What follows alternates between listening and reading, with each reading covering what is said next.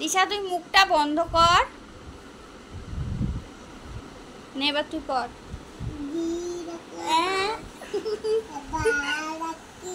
তুই মুখটা বন্ধ কর দিশা।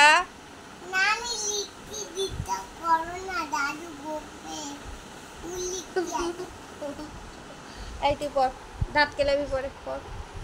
দিশা পড়তে পারছি না। ও চুপ করে আছে, এবার পড়। জল লাল ধরে হাল লবি মাছ কাটে গাছ ঝাউ ডাল দেয় দেয় তার তোকে চুপ করতে বললাম তো দিশা। তার আগে তুই পড় এবারে। পারছি না। ও মোটেও ডিস্টার্ব করছে না আর। এই তো মাঝে মাঝে নে তুই পড় এবারে।